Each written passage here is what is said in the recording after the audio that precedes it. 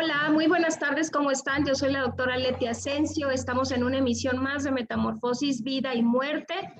Y bueno, buen provecho para todo el mundo en este momento, que es el horario de comida, 3 de la tarde. Y pues esperamos que el programa del día de hoy pueda ser interesante para ustedes, porque vamos a hablar pues de unas enfermedades específicas de la sangre, que para ello pues tenemos un invitado muy especial el día de hoy. Él es el doctor Jorge Cruz Rico, él es hematólogo, él es el jefe del servicio de hematología del Hospital Juárez de México y bueno, tengo el gusto de conocerlo y contar con su amistad de mucho tiempo atrás y me da de verdad un gusto, doctor, poderlo tener aquí en el programa y que nos haya dado la oportunidad pues de tener este contacto pues con los seguidores de Metamorfosis y de Promo Estéreo para que podamos conocer un poco más pues de estas enfermedades. Pero quisiera iniciar este programa, si me lo permite, doctor, en que podamos conocer de qué se trata este servicio o esta especialidad médica llamada hematología, porque no para mucha gente es muy reconocida esta área. Y bueno, la medicina ha crecido muchísimo y se ha especializado en muchísimas áreas en particular, pero me gustaría para darle un poco de contexto a la población que nos está escuchando, ¿qué es un hematólogo? ¿En qué consiste esta área de especialidad dentro de la medicina? ¿Nos podría compartir un poquito al respecto?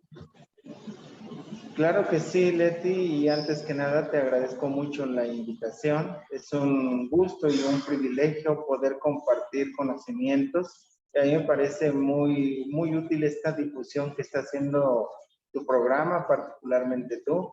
Así es que, sin más preámbulos, te cuento que la hematología es el estudio de las enfermedades de la sangre.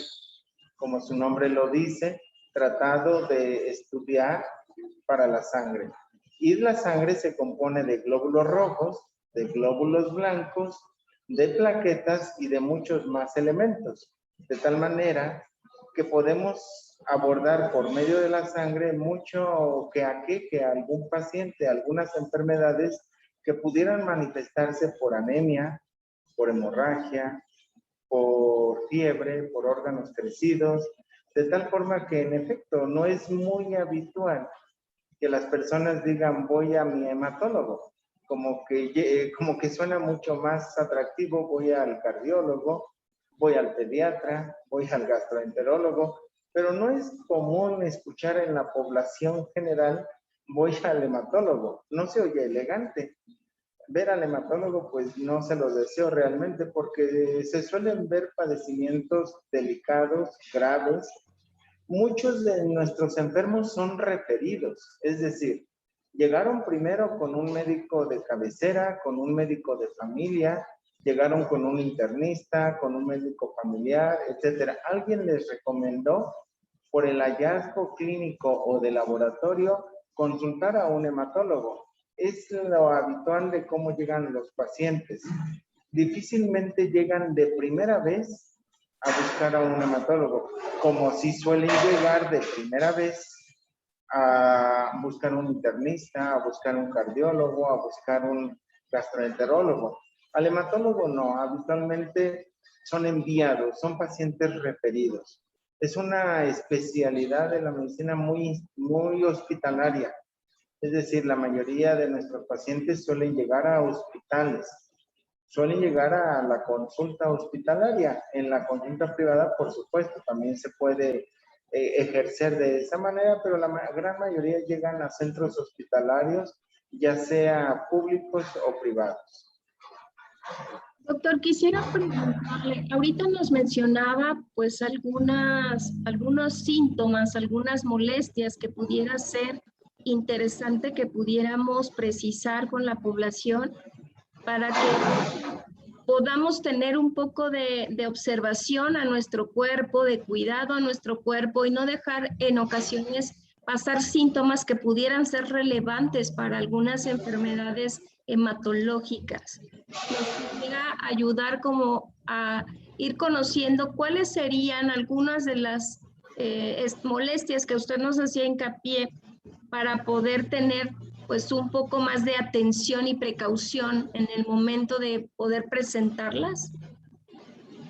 Sí, miren ustedes, la mayoría de los enfermos se pueden presentar con síndrome anémico. Le llamamos síndrome a todo el conjunto de signos y síntomas que pudiera presentar un paciente por disminución de sus glóbulos rojos. Y esa disminución de glóbulos rojos, ya sea en un padecimiento agudo o crónico, puede manifestarse por palidez. Y esa palidez puede ser bien llevada a lo largo de mucho tiempo, de tal manera que el paciente se presente con anemia después de mucho tiempo de evolución. Algunos casos de anemia pueden ser agudos si se van acompañados de una hemorragia severa, de una hemorragia aguda. Pero en realidad la mayoría de los pacientes llegan padeciendo palidez, es decir, pérdida de coloración en la piel, en los tegumentos, palpitaciones, a veces hinchazón en las extremidades inferiores, una frecuencia cardíaca muy elevada, de tal manera que podrían presentarse después de semanas, meses o incluso años de padecer anemia. A veces no se percatan porque si se va instaurando poco a poco, la palidez que tienen estos pacientes se hace familiar, de tal manera que muchas veces pasa desapercibida para su familia cercana. Otros datos con los cuales se puede presentar el paciente es con hemorragias. Las hemorragias pueden ser cutáneas, pueden ser nasales, pueden ser a nivel ginecológico incluso. Es muy común que algunas de nuestras pacientes vienen padeciendo con hemorragias crónicas y esas hemorragias crónicas pueden ser de tipo ginecológico, atribuidas a veces a un sangrado normal entre comillas, porque están acostumbradas a tener ciclos menstruales abundantes y de muchos días de evolución. Entonces, este tipo de hemorragias que se suelen dar a lo largo de muchos años también, mes tras mes o a veces en periodos más cortos o más largos, se les hace normal a muchas de nuestras pacientes. Los sangrados, por lo tanto, pueden ser de cualquier índole, en cualquier magnitud, en cualquier sitio. Es un dato que también sería preocupante, sobre todo si se acompaña de equimosis, es decir, moretones, ¿sí? De hematomas, es decir, esos moretones que aumentan de volumen, de petequias, puntitos rojos, una especie como de salpullido, preferentemente en las extremidades inferiores, o la suma de esto, y le llamamos púrpura, muchas veces por la coloración que adquiere en la piel. Otras veces, otros pacientes se presentan más bien con fiebre, y la fiebre puede acompañar a la anemia o puede acompañar al síndrome hemorrágico, a los sangrados. Si es así, pues cada vez tendríamos más pistas. Algunos pacientes suelen empezar sus síntomas hematológicos propios de una enfermedad de la sangre con sudoraciones nocturnas. Algunos enfermos estas sudoraciones nocturnas las atribuyen en tiempo de calor, en el verano, a algo normal. Pero ya no es normal si por temporada te estás levantando por las noches y prácticamente mojada la pijama. Entonces, es otro dato que debe de llamar la atención en algunas enfermedades hematológicas. En otras enfermedades hematológicas puede acompañarse de crecimiento de ganglios en el cuello, ganglios en las axilas, ganglios en las ingles, es decir, aquellos ganglios que se notan de repente y que tal vez nunca se hicieron mucho caso, porque son ganglios no dolorosos.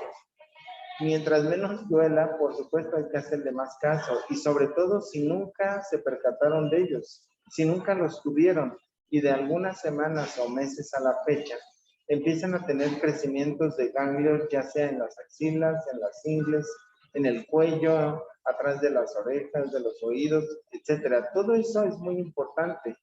Otro dato con los cuales los pacientes pueden debutar, pueden acompañarse, es pérdida de peso.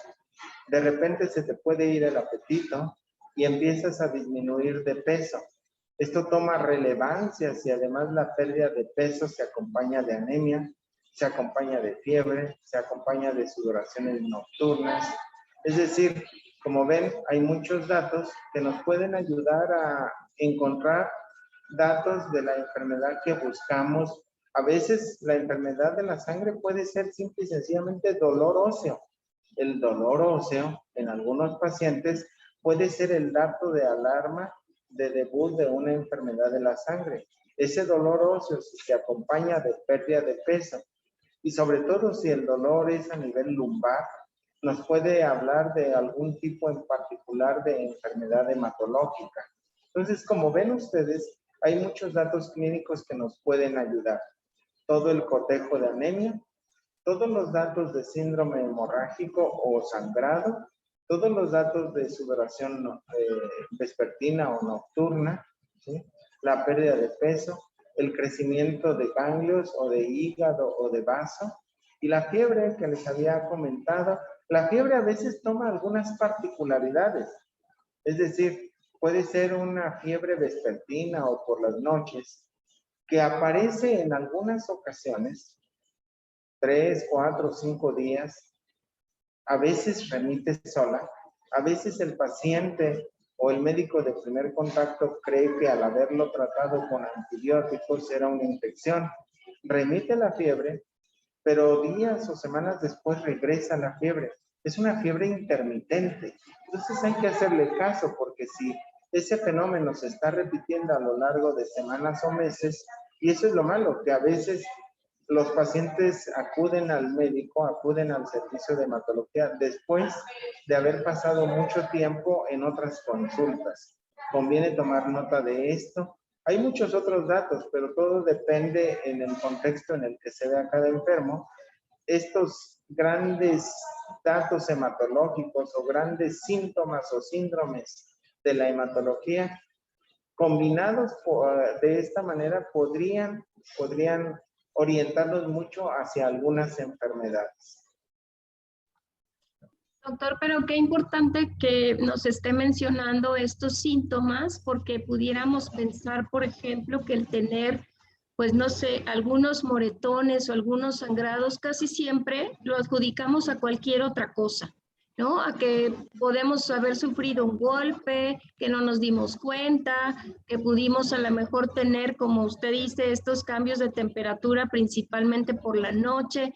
Se lo adjudicamos incluso a cuestiones hormonales, de que ya estamos en el periodo menopáusico y cosas así, pero creo que es importante, con todo este listado de síntomas que nos acaba de mencionar, darnos cuenta que es muy importante conocer nuestro cuerpo, conocer todo lo que aparentemente no está dentro de mi normalidad, y empezar a tener un poco más de observación a lo que me está pasando, ¿no? Es muy importante aprender a, pues uno, a ver cómo funciona mi cuerpo, y otro, pues cómo está mi cuerpo de forma externa y tocarme, porque incluso esta parte de los ganglios que usted mencionaba, pues es importante justo el poder identificar que ya me salió en alguna parte del cuello, las ingles, los lugares a lo mejor que no solemos tocar con mucha frecuencia. Entonces creo que esto nos daría una relevancia muy importante para identificar que puede presentarse una enfermedad hematológica y que hay que ponerle la atención debida. Porque bien lo dijo usted al principio, doctor, no llegamos con el hematólogo.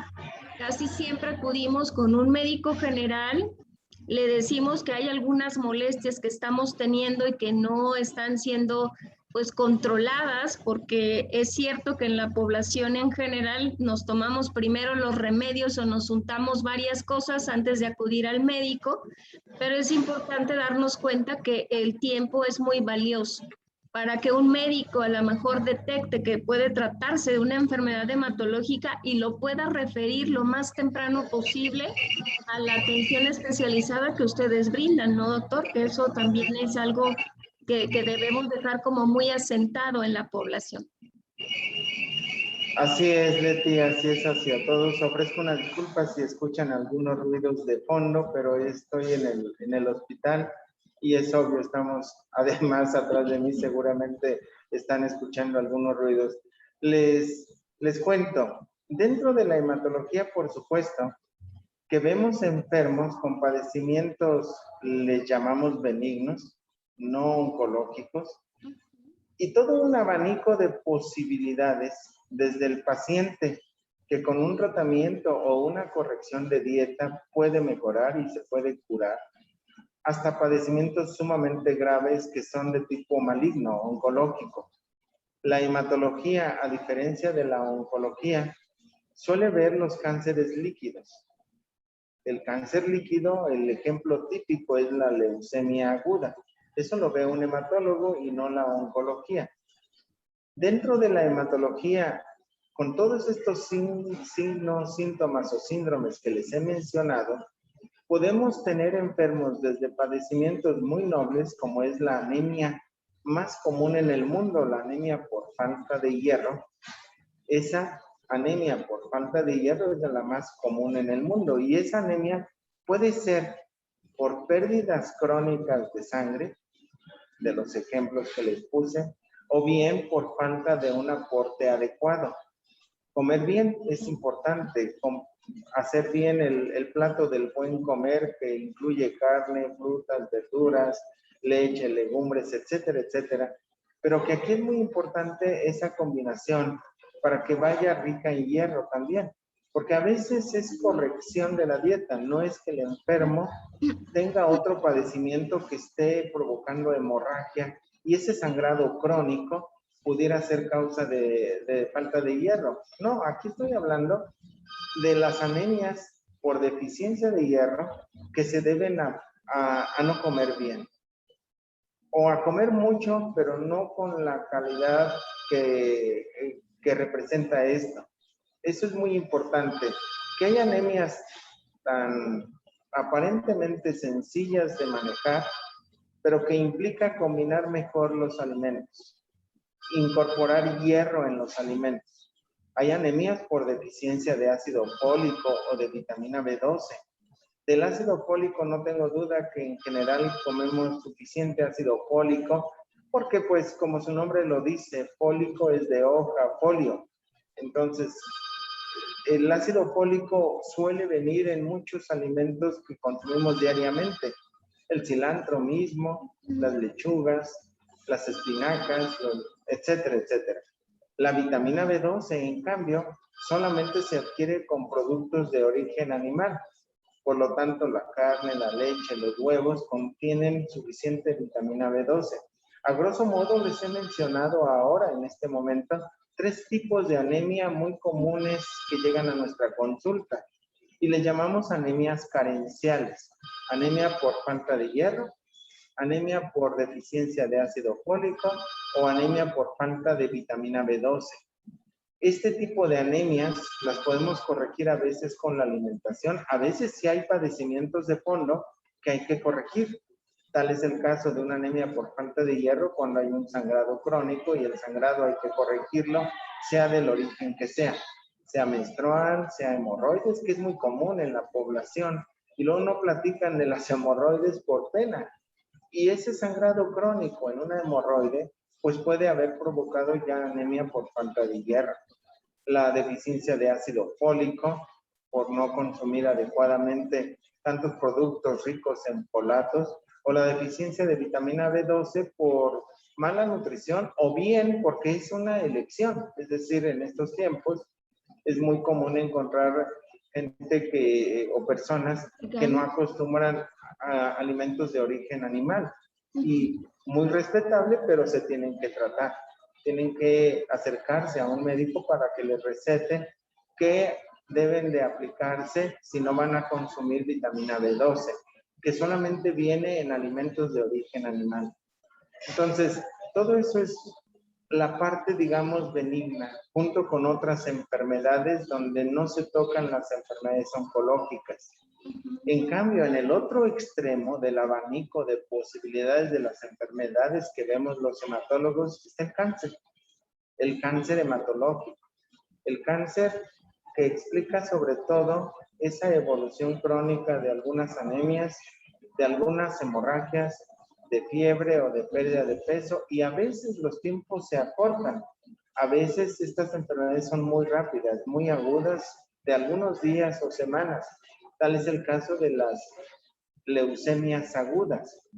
En este otro extremo, la leucemia aguda es un cáncer de la sangre. Nace en la médula ósea, se expresa en la sangre y esto provoca fiebre, provoca disminución de peso, provoca anemia, puede provocar hemorragias, puede provocar fiebre, puede provocar órganos crecidos. Es otro extremo de la hematología.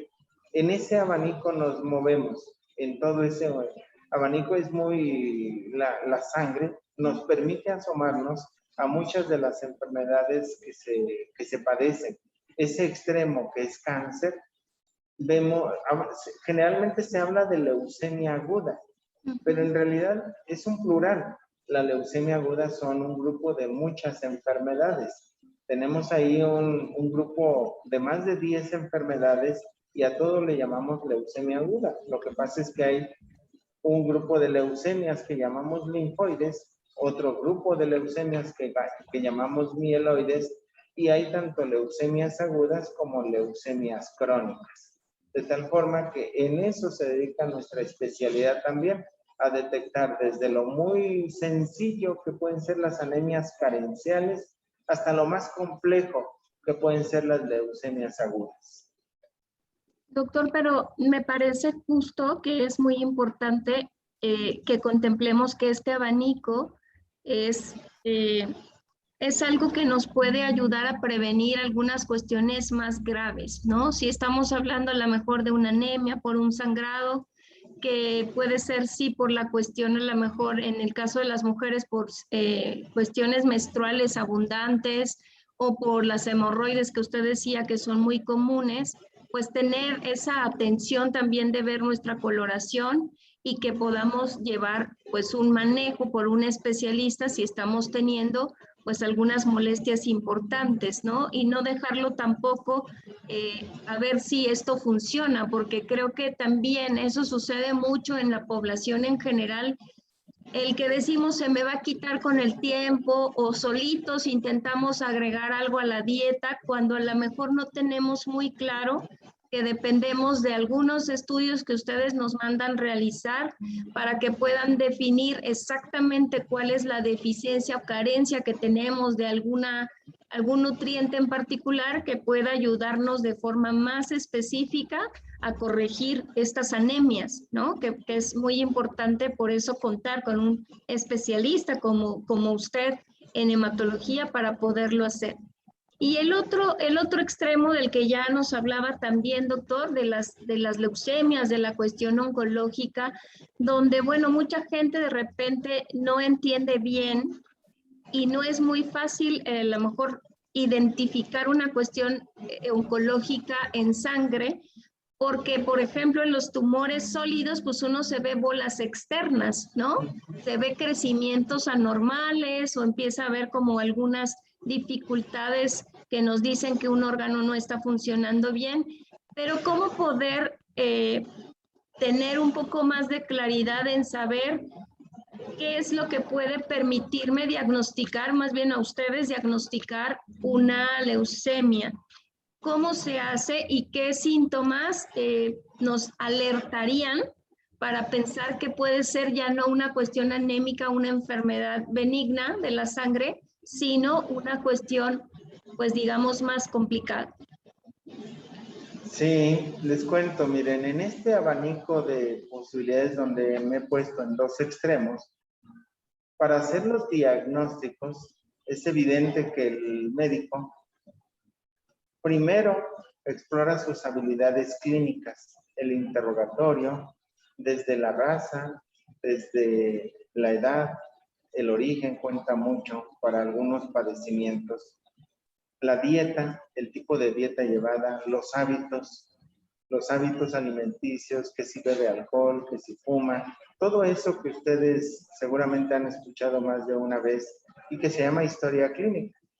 el interrogar y el explorar perfectamente a un paciente en esa primera entrevista nos puede dar mucha información. Es más, es lo que más información nos da.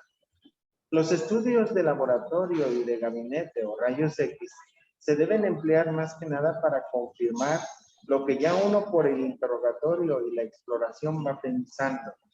Y esos estudios de laboratorio habituales en hematología, como en muchas otras áreas de la medicina, pues son desde una biometría hemática, donde vamos a ver el recuento de células, de glóbulos rojos, glóbulos blancos, plaquetas y el hallazgo de otras células, si es que las hay. Vamos a ver el tamaño de los glóbulos rojos, la forma de los glóbulos rojos. Vamos a ver las alteraciones de los glóbulos blancos, de las plaquetas.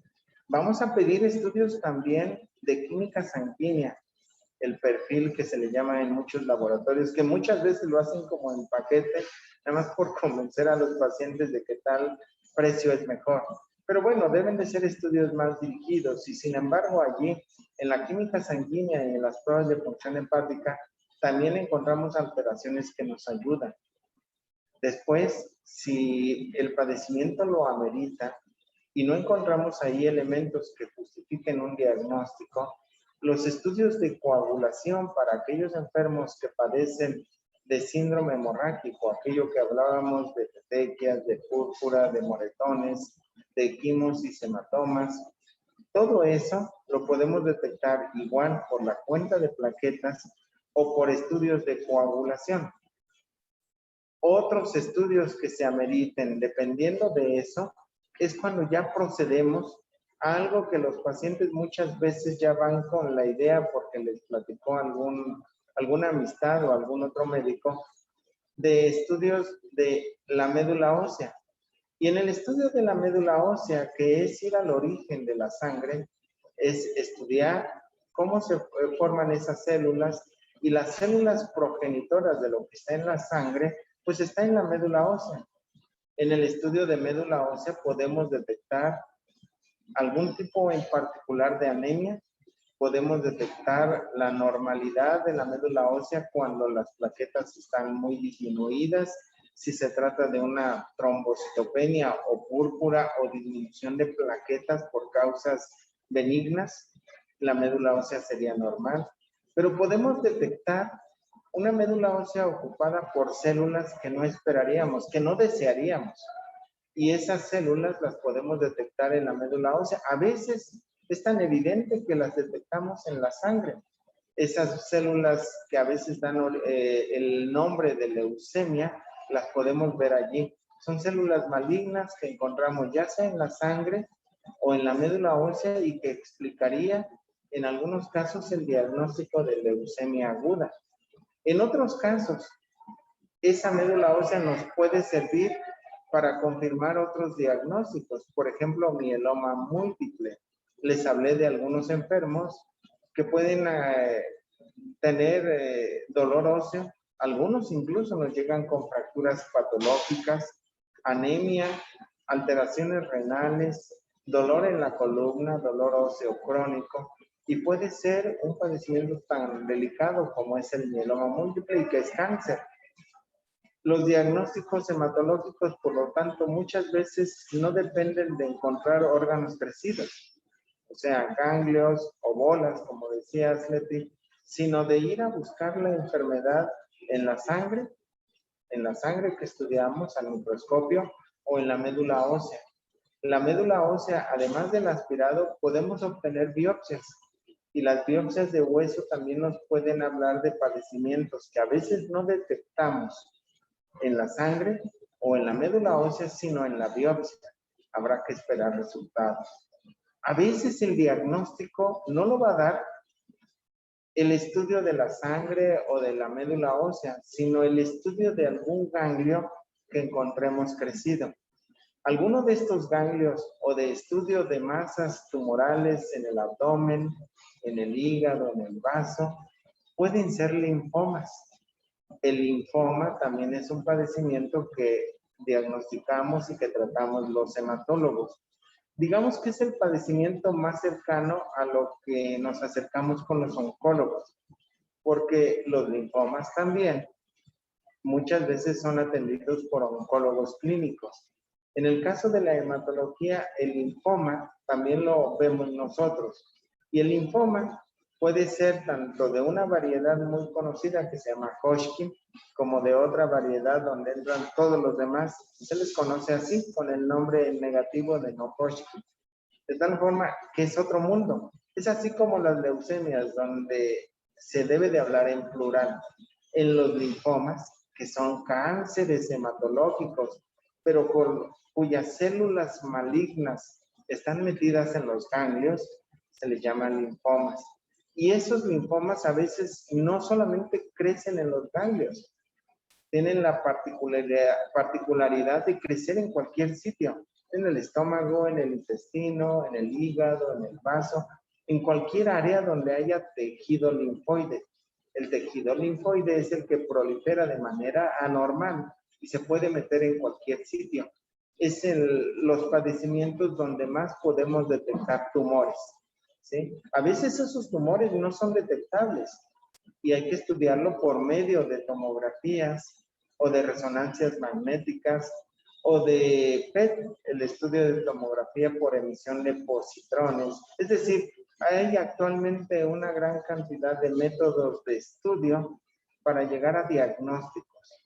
Dependemos mucho de nuestras habilidades clínicas, que es lo fundamental, desde lo elemental, desde lo básico, hasta nosotros personalmente analizar la sangre del paciente al microscopio, hacer biopsias y en algún momento recurrir a estudios de imagen para determinar hasta dónde llega la enfermedad. De tal manera que afortunadamente tenemos suficientes recursos de estudio, de diagnóstico y de seguimiento para muchos de los enfermos, para la gran mayoría de los enfermos que vemos tanto en consulta, es decir, de manera ambulatoria, como en hospitalización. Hay estudios mucho más sofisticados. A todos estos estudios más sofisticados actualmente los solicitamos también ya sea en sangre o en médula ósea o en tejido cuando es de biopsia, y son estudios de PCR, son estudios de FISH, son estudios mucho más delicados, más sofisticados que solo algunos laboratorios en la ciudad o en el país lo hacen. Algunos son tan delicados, estudios genéticos, que tenemos que enviar al extranjero si no hubiese el mecanismo de hacerlo aquí.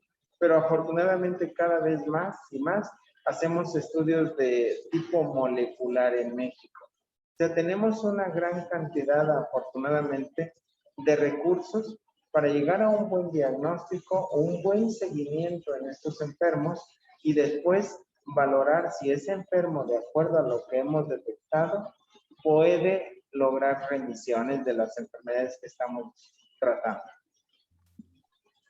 Doctor, hemos escuchado de repente en el programa, también hemos hablado del cáncer infantil y la doctora Velázquez, que también trabaja con usted allá en el Hospital Juárez, nos platicaba un poquito que el tratamiento básicamente para los niños con leucemia, pues era la quimioterapia y que podía ser prácticamente un manejo que podría erradicar la enfermedad de forma definitiva. Pero, ¿qué pasa con los adultos? ¿Cómo es este manejo y cuál pudiera ser el pronóstico de la enfermedad?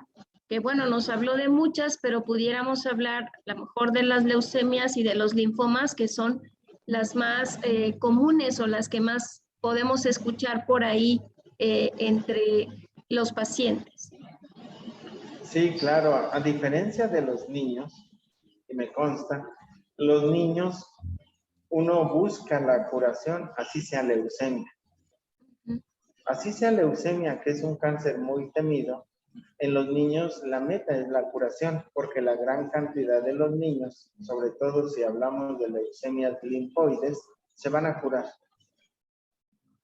En cambio, en los adultos jóvenes o en el adulto mayor, conforme mayor se va haciendo uno, más difícil será la curación.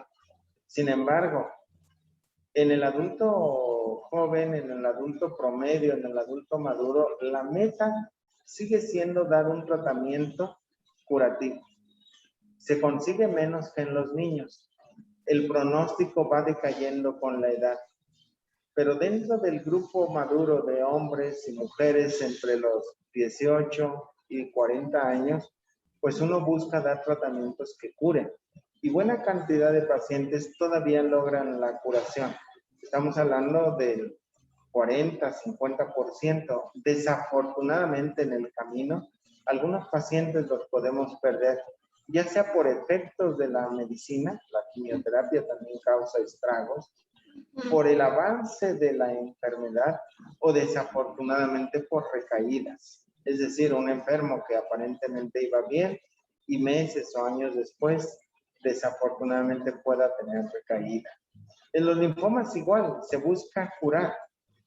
Desafortunadamente, igual que en las leucemias agudas, mientras mayor se es, el pronóstico disminuye. Y sin embargo, hay pacientes mayores de 50, 60, 70 años que logran remisiones duraderas y a veces curativas, tanto de leucemias como de linfomas. El linfoma es una enfermedad que hoy por hoy, sea Hodgkin o no Hodgkin, los tratamientos buscan curar. Eso es muy importante marcar en la población en general. Los tratamientos buscan curar. Cuando encontramos enfermedades que acompañan a ese cáncer y ya uno sabe que desafortunadamente por el grupo de edad o por las enfermedades que le acompañan ya no es posible curar, hay que decirlo. Con toda franqueza, desde el principio debe de quedar claro qué es lo que busca uno y qué tratamientos, qué alternativas tenemos dentro de la medicina que ejercemos.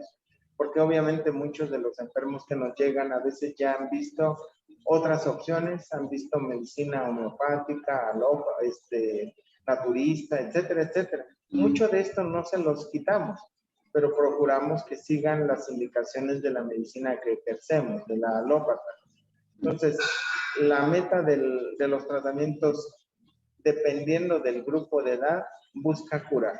Dependiendo de las enfermedades que le acompañan y le llamamos comorbilidades, porque no es lo mismo tratar un hombre o una mujer en toda plenitud a los 30, 40 años, sin tabaquismo, sin alcoholismo, sin diabetes, sin hipertensión, que tratar al mismo paciente, pero portador de algunas comorbilidades. No es lo mismo.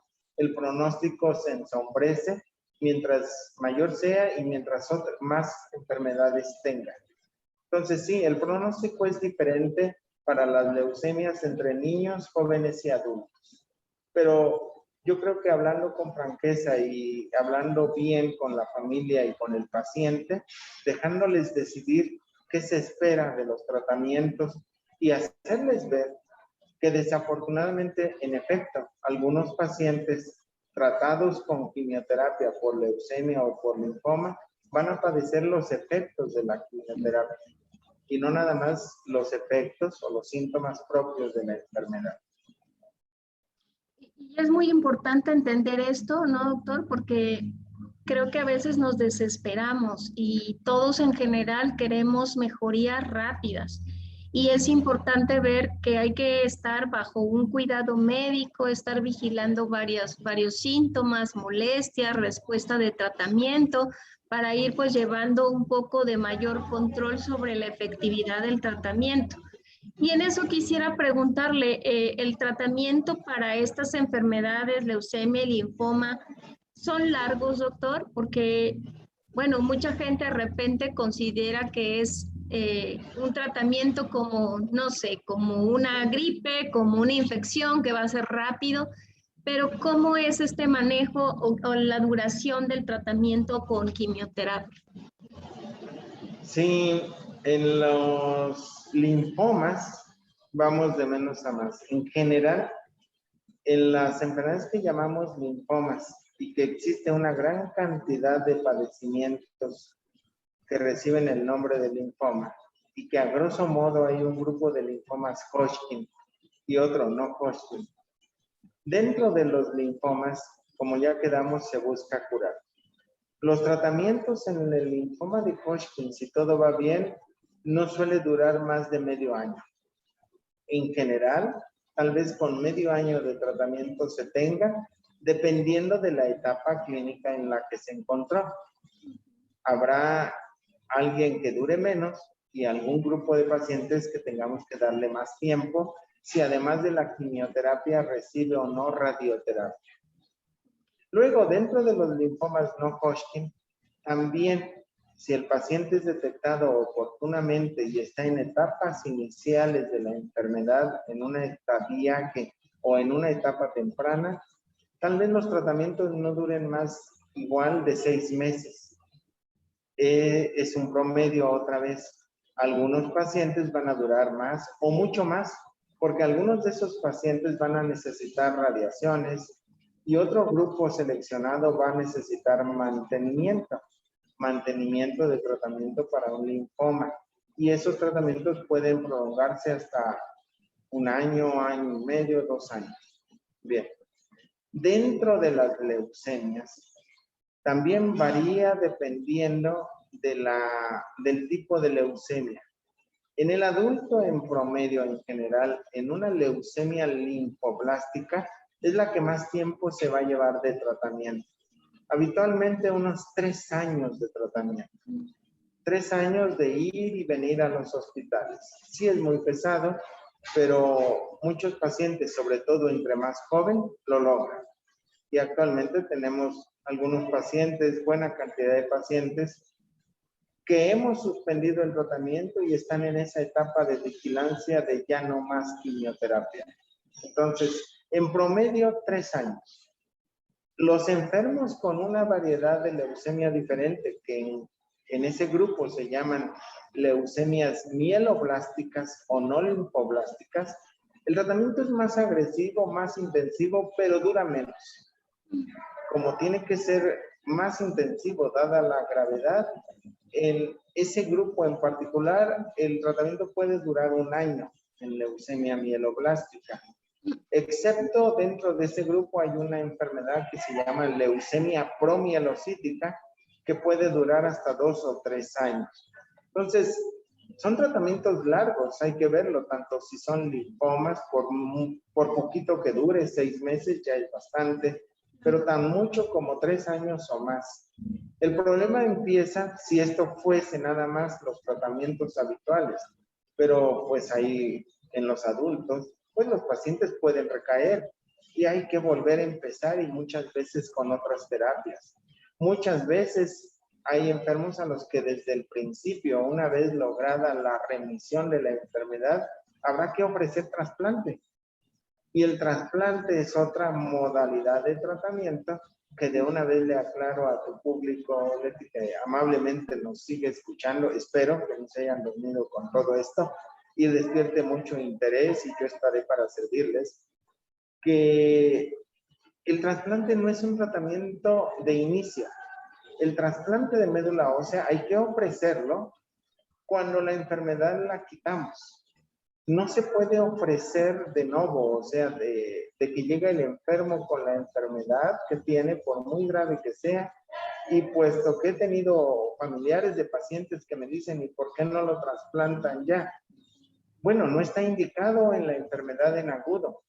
El trasplante está indicado en algún grupo de enfermos del padecimiento que sea, ya sea mieloma, linfoma, leucemias, etcétera, cuando hemos combatido lo grave de la enfermedad, cuando la enfermedad ha entrado en una etapa donde no la detectamos. Y esto suele ser meses o mucho tiempo después que llegó el paciente por primera vez a un hospital. Y no todos los enfermos, así sea la misma enfermedad, son candidatos a trasplantes. Entonces, también esa parte es muy importante aclarar. Me parece prudente, además, si me lo permite, Leti, aclarar también que estas enfermedades, las más de las veces, ni se heredan ni se contagian. Y perdón que lo mencione, pero también es algo recurrente que me ha pasado, que nos preguntan si otro miembro de la familia va a tener la misma enfermedad que el papá, que el hermano, etcétera, y que desafortunadamente haya fallecido. La respuesta es no, en general no. Será mera casualidad si en alguna familia, porque sí las hay, tengan un cáncer, un miembro de la familia, otro cáncer, otro miembro de la familia, y a veces sorprendentemente el mismo cáncer, pero son casos aislados. En general la respuesta es que la enfermedad no se hereda y menos se contagia.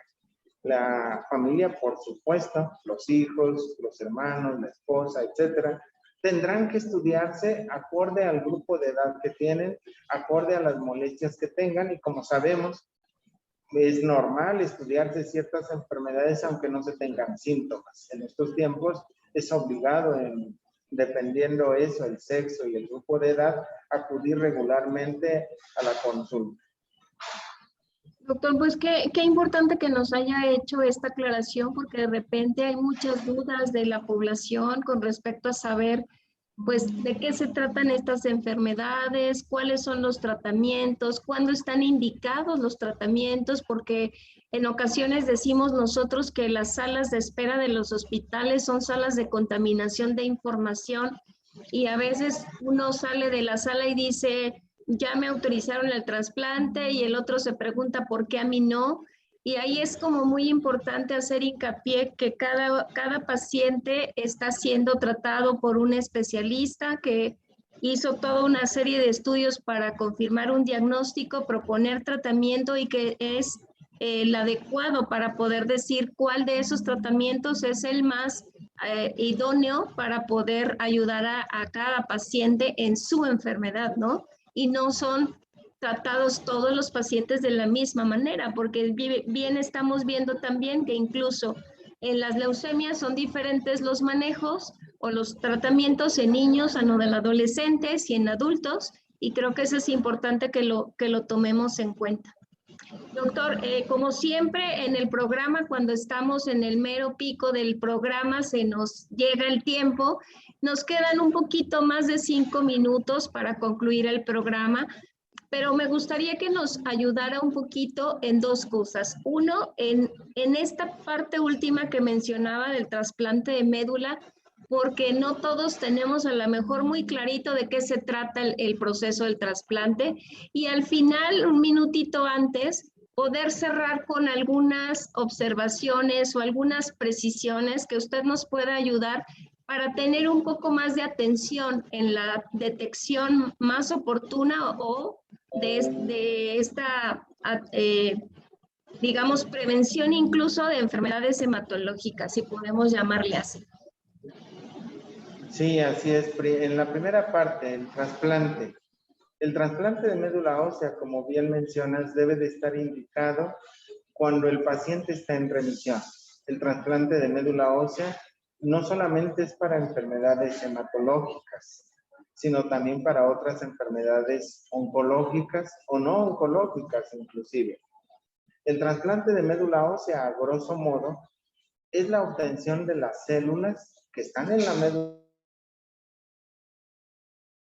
ósea y sea procedimientos ya sea quirúrgicos, la médula ósea es líquida, o bien por medio de procedimientos que llamamos aféresis. Aféresis es la cosecha de células, esa es su raíz etimológica. El procedimiento más común que se conoce para el público en general, creo que cuando alguien va a donar plaquetas, por ejemplo, se conecta en una máquina y se pueden obtener plaquetas. En este caso, para obtener células tallo y poder hacer trasplantes, igual se conecta en una máquina de aféresis, así se llama la máquina, y se obtienen células madre. Al donante se le regresa su sangre. El trasplante, a grosso modo, porque sé que no es la finalidad del tema y estoy para servirles en alguna otra ocasión, pero se divide básicamente en autólogo, es decir, el enfermo estando en remisión, es decir, sin la enfermedad, puede ser su propio donante. En algunos casos seleccionados, no se busca así en las leucemias. En las leucemias, por ejemplo, y en otros padecimientos, se prefiere el trasplante alogénico. Alogénico es que debe de tener un donante compatible. La mala noticia es que desafortunadamente en las familias, cuando mucho, el 25 al 30% somos compatibles. Es decir, se habla de compatibilidad en cuanto a ciertas proteínas celulares que se investigan en las células. No tiene que ver aquí ni la edad, ni el sexo, ni el parecido físico, ni si es hombre con hombre o mujer con mujer. Son la compatibilidad que debe de existir a nivel celular entre ambos. Entonces, no es tan común encontrar un donante, aún sea la familia. Hay otras formas de donación, hay otras formas de donante. El trasplante de médula ósea no es un acto quirúrgico. Y qué bueno que tocaste el tema porque se suele pensar que es un procedimiento de entrar a una cirugía. No, el trasplante de médula ósea es un procedimiento estrictamente médico que lleva muchos días de preparación, es muy costoso. En las instituciones es un procedimiento le llamamos de muy tercer nivel, de alto nivel de atención médica, donde interviene un gran equipo, incluyéndolos a ustedes, Estelete, a todo lo que es el equipo de psicólogas en los hospitales, de clínica del dolor, de atención al paciente crónico, etcétera, etcétera, todo lo que tú dominas bastante bien. Entonces, es un equipo multidisciplinario muy amplio para poder hacer trasplantes de células madre hematopoyéticas o llamados de médula ósea. Es un procedimiento líquido. Se ponen las células como si fuese una transfusión, pero lo fuerte es la preparación previa y lo que se viene después de ese tipo de transfusión de células madre. En relación a la segunda parte que me preguntabas de la precisión de cómo hacer uno mismo prevención, y nos compromete a los médicos a hacer más cultura médica, promocionar mejor lo que hacemos, es que las personas, los pacientes, al verse al espejo o al escuchar, ¿por qué te ves pálido? Hacerle caso. ¿Por qué te ves amarillo? A veces amarillo no es estar histérico, no es realmente estar amarillo. Tal vez es estar realmente pálido. ¿Sí? ¿Por qué estás más fatigado que antes? Puede ser que ya falta oxigenación a los tejidos por falta de sangre. Entonces, hacerle caso a la fatiga. La fatiga puede ser un dato clínico fundamental.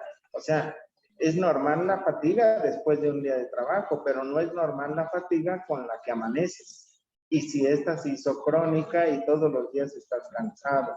No es normal que todos los días te vean como desvelado, ojeroso y pálido. No, no es normal eso.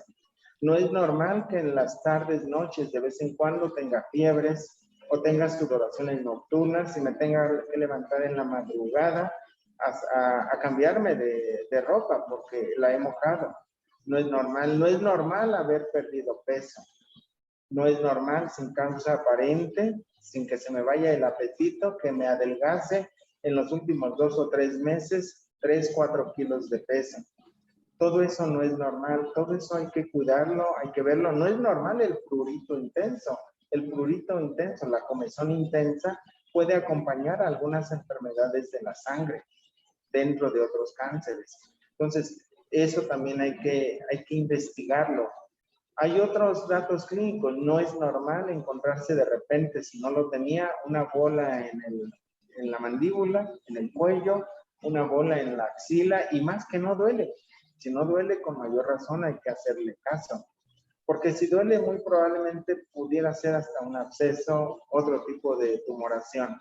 Pero aquellas bolas que están creciendo poco a poco y que no son dolorosas y que me cuesta trabajo a veces moverlas, hay que hacerles caso. Todo eso, los datos que acompañan a la piel en las anemias carenciales, la piel reseca, la caída de cabello, lo que llamamos boqueras, ¿sí? Las uñas cortas, quebradizas, que no crecen, pueden ser indicativos tan simples de falta de hierro, ¿sí? Aquellos pacientes que luego mencionan que les gusta comer cosas que pues la demás gente no come, como tierra o barro, ¿sí? O gis de pizarrón. Es decir, nos han llegado pacientes así, que confiesan sus debilidades culinarias, pues porque no llegan así a la consulta y bueno, eso no se come. Bueno, pero es que es con lo que me satisfago. Eso no es normal, pero lo reconocen y eso es muy sencillo porque puede reflejar en realidad una anemia por falta de hierro, lo cual muestra que el cuerpo es así como instintivo, busca donde hay, ¿sí? Pero bueno, si hay más preguntas en relación a cómo prever, cómo buscar, qué buscarse, qué atenderse, con mucho gusto. El hecho incluso de realmente verse amarillo, más anémico, puede ser reflejo de anemia hemolítica, es decir, destrucción de glóbulos rojos. Hay muchos datos que nos pueden orientar, como les decía, el dolor óseo, hay que atenderse. No todo es osteoporosis, no todo es dolor normal, no todo es por la edad. A veces es muy común que los pacientes nos dicen, es que me dijeron que es por la edad. No, hay que atenderse. O sea, si le duele un lado del cuerpo y el otro no, pues no puede ser por la edad.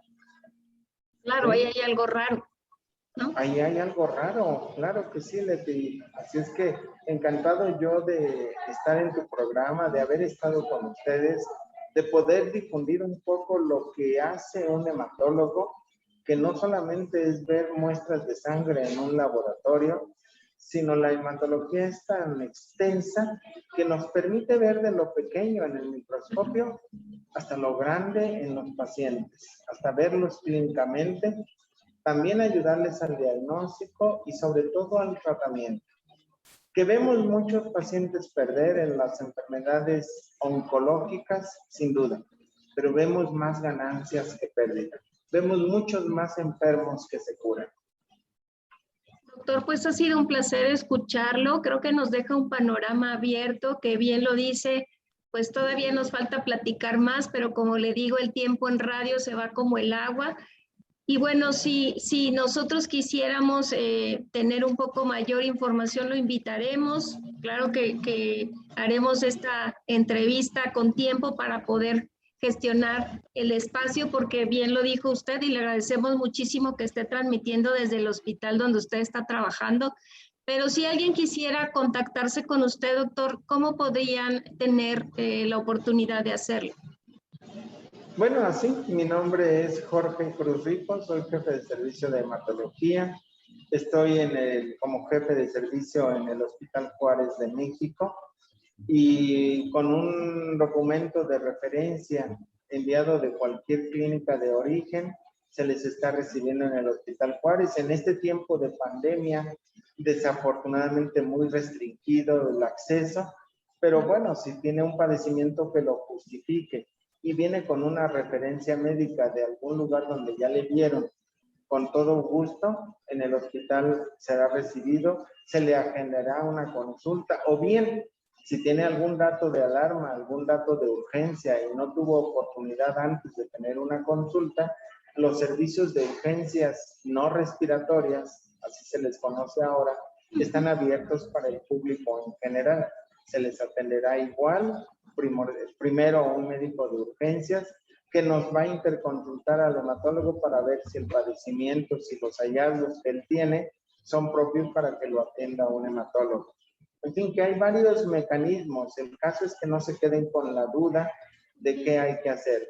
Por supuesto que estamos para servirles. Hay mucha información médica que difundir y yo estaré dispuesto. Y ha sido un placer, Leti. Es un bonito programa que tienes ahora porque difunde. Y eso es muy importante, hacer difusión de lo que algunos hacemos, sabemos, y ahorita más gente sabe lo que es un hematólogo. Antes de este programa, pues eran muchos menos. Ahora ya saben para qué sirve ir al hematólogo.